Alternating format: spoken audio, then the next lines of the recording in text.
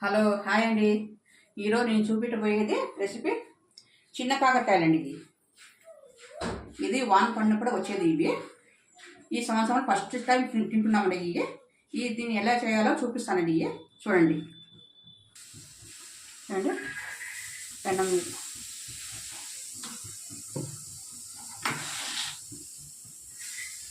కొంచెం ఉప్పు, కొంచెం నీళ్ళండి, కొంచెం నీళ్ళు వేసి ఒక 5 నిమిషాలు మగ్గించుకుందాం. ఇది మగ్గే లోపల మనము దానికి కావలసిన తర్వాత వేసుకుందామండి. దానికి కావాల్సినవి ఉల్లిగడ్డ, కరివేపాకు, ఆవాల జీలకర్ర, పసుపు, కారం. ఆల్రెడీ మనం ఉప్పు వేస్తున్నాం కాబట్టి చూడండి.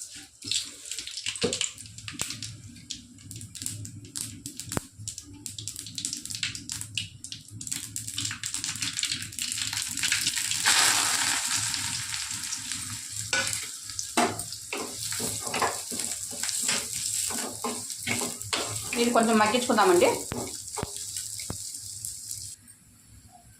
చూడండి, ఇది రెడీ అయిపోయిందండి. ఇది చాలు, ఈ మాది కొంచెం అయితే చాలండి, నాటవి కాబట్టి. దీన్ని వడేసుకుందాము.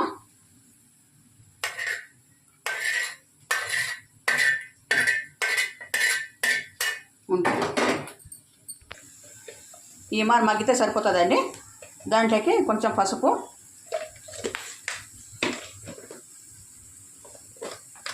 కొంచెం కారం అండి. ఇది కొంచెం చాలా మంది బెల్లం కూడా వేసుకుంటారండి. అదే మేము తినం స్వీట్, మాకు అంత స్పైసే కావాలా అంటే మేము కారం చేసుకుంటామండి. బెల్లం కూడా చాలా బాగుంటుందండి, అది కూడా ట్రై చేయొచ్చు. చూడండి,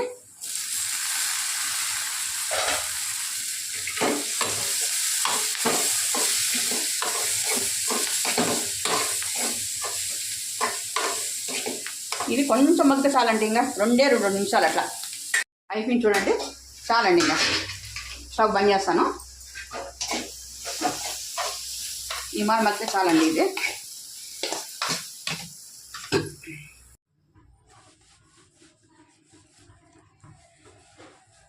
ఈ రొట్టెలోకి, ఈ కాకరకాయలకి రొట్టె చాలా బాగుంటుందండి. దీనికి కాకరకాయల కాంబినేషను ఈ రొట్టెలండి.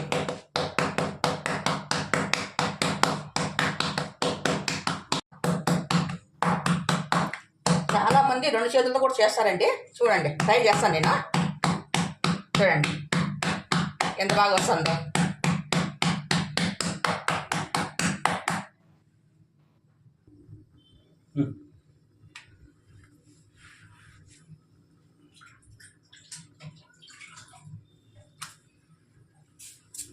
మాకు నీళ్ళు రుద్దుకొని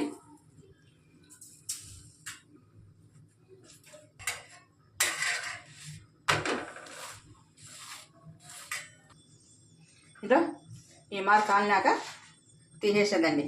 అయిపోయారు జొన్న రొట్టి. చూడండి, ఈ మారి రొట్టెలో పెట్టుకొని తింటే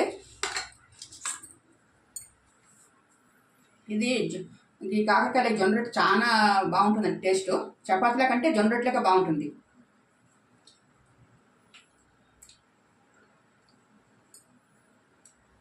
చాలా బాగుందండి. మీరు కూడా ట్రై చేయండి. ట్రై చేసుకొని తిని ఎలా ఉందో కామెంట్ బాక్స్లో పెట్టండి. Please like and share, subscribe.